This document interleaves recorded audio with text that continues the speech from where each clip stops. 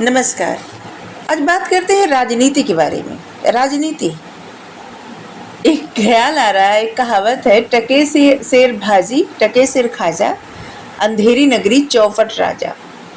जहाँ पे उतने ही पैसे में सब कुछ, मतलब जितने में सब्जी मिलती है उतने में क्या है, मिठाई मिलती है उतने में, मतलब उतने ही पैसे में ऐसे। तो मतलब राज्य चलाना, जहाँ के राज्य की स्थिति अच्छी नहीं रहती ना, बैलेंस नहीं बनता, सब कुछ सही से मैनेज नहीं होता, वो राज्य कभी भी, उस राज्य की प्रजा सुखी नहीं रहती और वो राज्य कभी भी सरवाइव नहीं कर पाता। तो इसीलिए कहा गया है कि अंधेरी नगरी चौपट राजा। राजा क्या होता है, राजनीति क्या होती है? राजनीति, राजा में सबसे ज़्यादा महत्व क्या होता है? राजा से भी ज़्यादा महत्व होता है जो उनके मंत्री होते हैं, जो उनके सलाहकार होते हैं।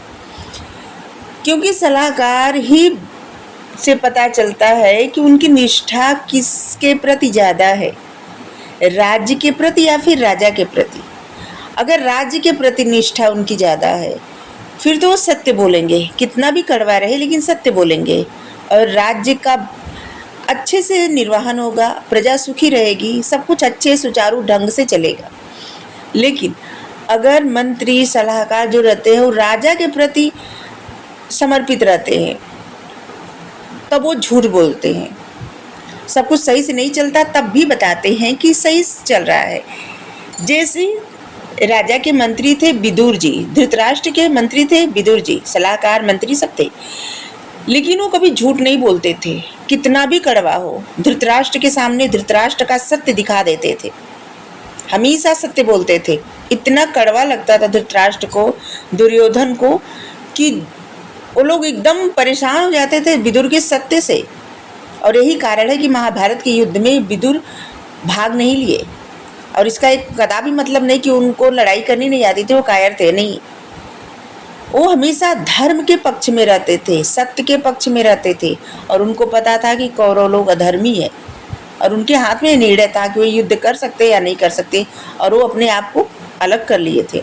और यही कारण था कि जब भगवान श्री कृष्ण जी गए वहाँ पे हस्तिनापुर में शांति दूत बन करके, और जब दुर्योधन लिवा जाने लगा अपने राजमहल में उनकी सेवा आवा भगत करने के लिए, उनको भोजन कराने के लिए, तब उन्होंने मना कर दिया था और विदुर के घर आतिथ्य स्वीकार किया था, और स्वयं कहा के, जबकि विदुर जी भगवान को निमंत्रण भी नहीं दिए थे, लेकिन वो भगवान सभा में कहे कि हम तो विदुर जी के घर जा रहे हैं, क्योंकि विदुर जी बहुत समय से चाहते हैं कि हम उनके घर आए और भोजन करें। और वहाँ पे जाते हैं, ये कहा भी जाता है कि दुर्योधन का मेवा त्यागे और प्रेम से साग विदुर घर खाए। तो भगवान जी विदुर जी के घर जाते हैं और साग खाते हैं, साग रोटी, और वहाँ पे भगवान एक लीला करते हैं, ठीक है। वो सबसे बड़े राजनीतिज्ञ हैं, सबसे बड़े, उनके जितना बड़ा राजनीतिज्ञ तो कोई है हो ही नहीं सकता, ना ही है। वहाँ पे लीला करते हैं, उनको पता रहता है कि दुर्योधन कभी भी शांति के पक्ष में नहीं है, और भगवान अगर उसका आतिथ्य स्वीकार कर लेते ना, तो कुछ क्षण के लिए या कुछ समय के लिए शायद उसको कुछ ऐसा लगता कि जिससे वो थोड़ा शांति के पक्ष में आ जाता, लेकिन बहुत लंबे समय तक नहीं आता, और भगवान को ये पता था। और इसीलिए भगवान चाहते थे कि उसके मन की जो ईर्ष्या है ना, जेलसी, ईर्ष्या, और सामने आ जाए। और भगवान ये भी चाहते थे, क्योंकि पांडवों को तो बहुत ज़्यादा, मतलब उनके संरक्षण में पांडव थे, भगवान के संरक्षण में, और भगवान को पता था, कृष्णा को पता था कि कितना उनके साथ अन्याय हुआ है, और इसीलिए तो असंरक्षण में रखे। जिसके साथ अन्याय होता है ना, भगवान उसको अपने संरक्षण में ले लेते हैं, अपने शरण में ले लेते हैं। जो उनके शरण में रहता है उसका कोई कुछ फिर कर ही नहीं सकता, फिर उसके पक्ष में भगवान हो जाते हैं, और भगवान से कोई जीत सकता है। तो भगवान नहीं चाहते थे कि पांडव के ऊपर ये आरोप लगे कभी भविष्य में, इतिहास में, कि वो लड़ाई का आरंभ किए थे, उन्होंने आक्रमण किया था हस्तिनापुर पर, अपने ही लोगों पर, कौरवों पर। भगवान ये नहीं चाहते थे कि पांडव के लिए ये आरोप लगे, और इसीलिए वो शांति दूत बन के गए थे। जब द्रौपदी उनसे प्रश्न की थी, तब भगवान कहे थे कि हे कृष्णा, अब मत रो, क्योंकि अब रोने का दिन तो कौरवों के जो कुरु राजवंश की जो है मतलब स्त्रियां, उनको रोने का दिन आ गया है, तुम मत रो।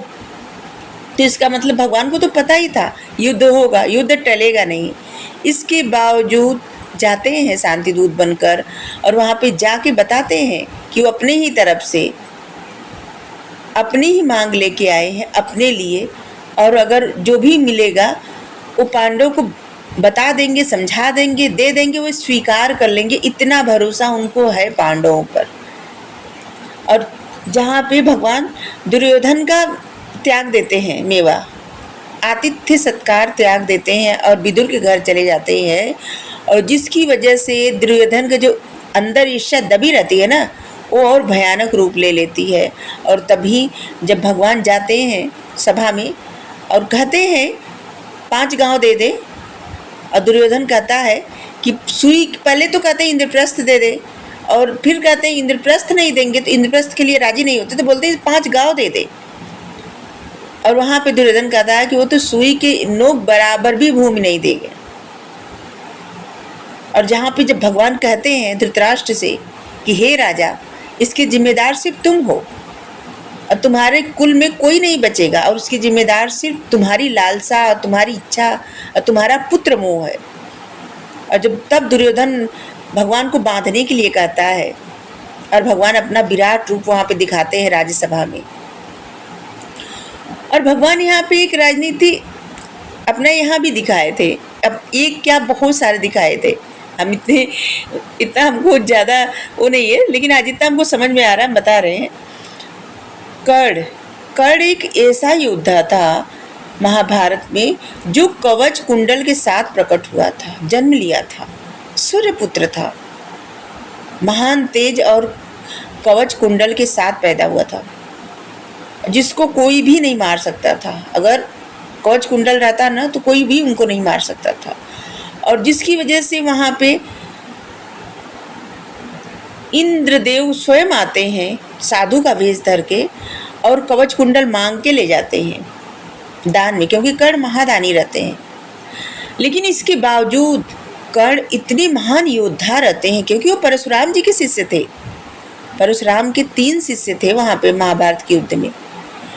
एक द्रोणाचार्य जी, एक भीष्म जी और एक कर्ण, 3 शिष्य थे, और तीनों महान।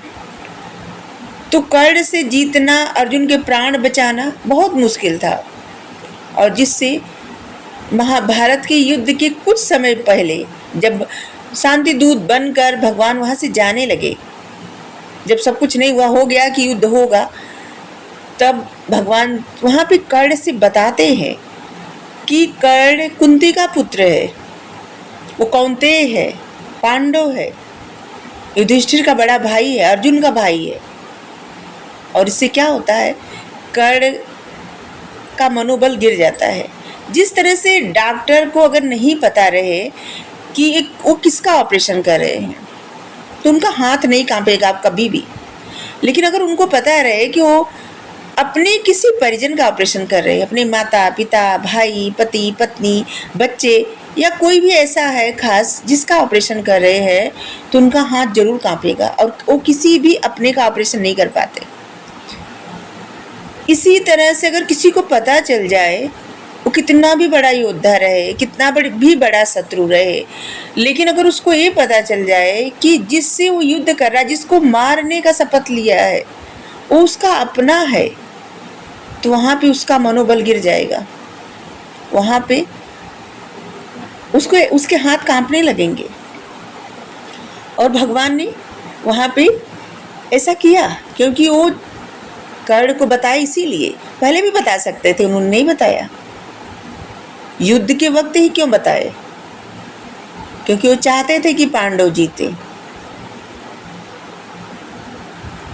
और इतने बड़े राजनीतिज्ञ थे कि जब अश्वत्थामा मारा गया, इतने बड़े राजनीतिज्ञ थे कि द्रोणाचार्य जी जब इतनी मतलब इतना भयंकर युद्ध हो रहा था द्रोणाचार्य जी से, क्योंकि वो तो गुरु थे ना, तो उनको कौन हरा सकता था। तो उस समय एक अश्वत्थामा नाम के हाथी थे, ठीक है, उस हाथी को मरवा दिए भगवान जी। और जो है जोर जोर से सब लोग कहने लगे अश्वत्थामा मारा गया, अश्वत्थामा मारा गया। तो द्रोणाचार्य जानते थे कि युधिष्ठिर कभी झूठ नहीं बोलेंगे, और वो युधिष्ठिर से पूछते हैं कि क्या ये सत्य है अश्वत्थामा मारा गया। तो युधिष्ठिर कहते हैं हाँ, अश्वत्थामा मारा गया, ये सत्य है। लेकिन वो संस्कृत में बोलते हैं, हम आपको हिंदी में बता रहे हैं, लेकिन वो बता रहे हैं कि नहीं, वो तो हाथी है, मतलब गज। जब ये हाथी मतलब ऐसे बोलने चलते हैं गज, इतनी तेज से शंख बजा देते, इतनी तेजी से कि उनके आखिरी शब्द द्रोणाचार्य जी नहीं सुन पाते, और जिसकी वजह से वो हार जाते हैं। वहाँ पे वो बैठ जाते हैं और फिर वो हार जाते हैं, उनकी मृत्यु हो जाती है कि उनके इतना प्रिय उनका पुत्र था जो कि मारा गया। लेकिन वहाँ पे द्रोणाचार्य जी भी भगवान के जब जब शंख बजाते हैं, भगवान ऐसी लीला करते हैं कि वहाँ पे द्रोणाचार्य जी को कुछ समझ में नहीं आता, क्योंकि उनको तो पता था पहले से कि उनका पुत्र तो अमर है, वो मर ही नहीं सकता था। इसके बाद वो भरोसा कर लिए। ये सब भगवान की लीला थी, और उनका जो राजनीति करने का तरीका था। और भगवान स्वयं बताए कि राजा के जो मंत्री रहते हैं, उनके जो सलाहकार रहते हैं, उनको सदा निष्ठावान, सत्य और समर्पण जरूरी रहता है। लेकिन ये सब राज्य के प्रति, न कि राजा के प्रति। राजनीति तो भगवान राम ने भी किया था। ऐसी राजनीति कि रावण को हराने के लिए सेना कौन सी ले गए, जो रावण कभी सोच भी नहीं सकता था, रिच बैनर। और हनुमान जी को जब भेजे, रावण सोच नहीं सकता था कि एक छोटा सा बंदर आके लंका जला देगा। रावण का वहां पे मनोबल भले न गिरा हो, लेकिन रावण की सेना का मनोबल तो डाउन हो ही गया था। क्योंकि जब सोचे होंगे, जब एक छोटी सी बैनर में इतनी शक्ति, इतना पावर है कि पूरी लंका जला दिया इतना भयानक रूप धर के, तो ऐसे ऐसे कितने होंगे। ये मनोबल तोड़ना होता है। युद्ध से पहले मनोबल जब गिर जाता है, टूट जाता है, तो क्या होता है, आधी हार तभी हो जाती है। और हनुमान जी के भेजने के बाद किसको भेजते हैं, अंगद को भेजते हैं। अंगद कौन था, बाली का पुत्र था, जिसको भगवान स्वयं मारे थे। इसके बावजूद रावण को ये दिखाना चाहते थे कि वो बाली का वध किए, लेकिन अंगद को पता है, ठीक है, अंगद को पता है कि उसके पिता को भगवान जी वध कर दिए। लेकिन इसके बावजूद अंगद जाते हैं वहां पे। पहले अंगद क्या होता है ना कि बोल नहीं पाते थे अपने मन की बातें, और जब रावण की सभा में जाते हैं, वहां पे जिस तरह से अपनी बातें रखते हैं, रावण उनको बरगलाने का प्रयास भी करता है कि वो तो छुप के तुम्हारे पिता का वध किए थे। लेकिन इसके बावजूद अंगद नहीं मानते, और वहां भी रावण का मनोबल तोड़ना ही था। और इससे भी जब अंगद नहीं माने, और अंगद अपना पैर जमा लिए धरती में, और रावण झुकने चला उनका पैर हटाने के लिए, उठाने के लिए, और तब अंगद कहे कि अगर झुकना है तो प्रभु श्री राम के सामने झुकिए, मेरे सामने नहीं, वो आपका कल्याण करेंगे, मैं क्या कर सकता हूँ, मैं तो उनका सेवक हूँ। ये सब क्या था, क्योंकि रावण का मनोबल तोड़ना था। भगवान चाहते तो पहले ही आक्रमण कर देते थे, वो तो सब कुछ जानते थे, और वो रावण पे जीत हासिल कर भी लेते थे। पहले भी अकेले भी आक्रमण करते, तब भी जीत लेते रावण को। लेकिन सबका साथ लिए, सबका साथ जरूरी, ये भी बताए। इंसान तो इंसान,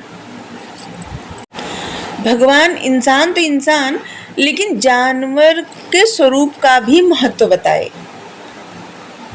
खुद जन्म लेके जैसे कि मत्स्य अवतार, नरसिंह अवतार, वराह अवतार और कच्छप अवतार। इसका महत्व भी बताए और वहाँ पे रीछ बैनर का साथ लेके वहाँ भी महत्व बताए। ये महत्व ही बताना था, अपने साथ जोड़ना सबको महत्व। अगर किसी को अपने साथ जोड़े तो उसका महत्व बढ़ जाता है। भगवान अपने साथ जोड़े तो कितना महत्व बढ़ गया।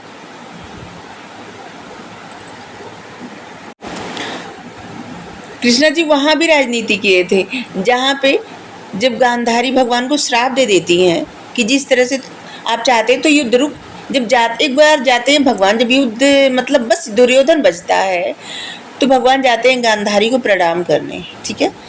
तो गांधारी वहाँ पे कहती हैं कि हे मधुसूदन, आप चाहते हो तो युद्ध रुक सकता था, नहीं होता युद्ध, आपके हाथ में सब कुछ था, आपने नहीं चाहा क्योंकि आप पांडवों को प्यार करते हैं, पांडवों को अपने संरक्षण में रखे और जिससे हमारे कुल का विनाश हो गया, कुरुओं का विनाश हो गया। और जिस तरह से कुरुओं का विनाश हुआ उसी तरह से यदुवंशियों का भी विनाश हो जाएगा। गांधारी श्राप देती है भगवान को और भगवान वहाँ से जाने लगते हैं। कहते हैं कि वहाँ से कहते हैं कि हे माता, आपने जो भी हमें दिया हमें सिरोधार्य है, और फिर प्रणाम नहीं करते। कहते हैं कि हम आपको प्रणाम करेंगे तो क्या पता अपने वचन से थोड़ा सा आपको बुरा लगे कि आपने ऐसा क्यों श्राप दिया, इसलिए प्रणाम नहीं करेंगे। और जाते हैं, देखते हैं दुर्योधन निर्वस्त्र होके जा रहा था अपनी माता की कुटिया की तरफ, ठीक है, अपनी माता के शिविर की तरफ। और जहाँ पे भगवान उसको देखते हैं और इस समझ जाते हैं कि क्या है, और भगवान उसको कहते हैं कि तुमको अभी भी समझ नहीं आया कि अपने बड़ों के सामने कैसे रहा जाता है, ऐसे निर्वस्त्र कोई जाता है क्या? अरे कम से कम एक पत्ता तो लपेट लेते। और जहाँ पे केले का पत्ता दुर्योधन पहन लेता है और जाता है गांधारी के सामने, और गांधारी उस वक्त अपनी पट्टी हटाती है आँख के, क्योंकि उन्होंने अपने विवाह के समय जो आँख पे पट्टी बांधी थी कभी नहीं हटाई। वो शंकर जी की महान भक्त थी गांधारी, और उनके उस भक्ति के प्रताप से, तेज से उनके आँखों में एक शक्ति आ गई थी और जिससे वो दुर्योधन को देखना चाहती थी। और इसीलिए दुर्योधन को कही थी कि जाके सरोवर में स्नान करके निर्वस्त्र आए उनके सामने, जिस जैसे पैदा हुए थे उसी तरह आए। और दुर्योधन वैसे आ भी रहा था, लेकिन भगवान वहाँ पे राजनीति किए और दुर्योधन पत्ता पहन के आ गया। जब गांधारी उसको देखी तो वहाँ पे वो पूरा वज्र का हो गया, लेकिन जहाँ पे पत्ता पहना था वहाँ पे वज्र नहीं हुआ उसका शरीर। और गांधारी वहाँ पे कहती है, काश हे पुत्र, काश पहले तुमको आदत होती बड़ों की बात मानने की, तो आज तुम ऐसे ना होते। और दुर्योधन कहता है कि हे माता श्री, हम पत्ता निकाल के फिर से आ जाते हैं। तो कहती है, हम कोई जादूगर नहीं है, ये तो हमारी वर्षों की तपस्या का फल है, और जिससे अब ये फल निरर्थक चला गया। और तभी तो जब दुर्योधन और भीम का युद्ध होता है तो दुर्योधन के जंघे पे प्रहार करने के लिए भगवान बताते हैं भीम को, और भीम दुर्योधन के जंघे पे प्रहार करते हैं, और जहाँ पे दुर्योधन का जंघा टूट जाता है और इसके बाद दुर्योधन की मृत्यु होती है। और भगवान एक जगह और राजनीति बहुत जगह किए थे, एक जहाँ जहाँ याद आ रहा है बता रहे हैं। जब जरासंध का वध होने वाला था और वहाँ पे एक ब्राह्मण का वेश धर के भीम, अर्जुन और भगवान जी गए थे जरासंध के पास और उसको ललकारे थे मल्ल युद्ध के लिए, और वो भीम को चुना था। वो पहचान गया बाद में कि भगवान है, मतलब कृष्ण जी हैं, वो भगवान नहीं मानता था। तो कृष्ण जी हैं तो क्या करता है कि तब भी स्वीकार कर लेता है, लेकिन भीम से युद्ध करने के लिए स्वीकार करता है। और भीम से मल्ल युद्ध होता है तो भीम जब उसको चीर देते हैं बीच से और फेंक देते हैं, और तब जुट जाता है वो। तो भगवान बताते हैं कि जब वो पैदा हुआ था, नहीं, उसके पिता को एक ऋषि जो है आम दिए थे कि वो आम उनकी पत्नी खा ले तो जो है उनको पुत्र पैदा होगा। उस आम को उनकी पत्नी 2 टुकड़े में करके, मतलब 2 पत्नियां थी, और दोनों खा ली और दोनों को आधा आधा पुत्र हुआ, जिसकी वजह से वो ले जाके फेंक दिए जंगल में। राजा ले गए, फेंक दिए जंगल में।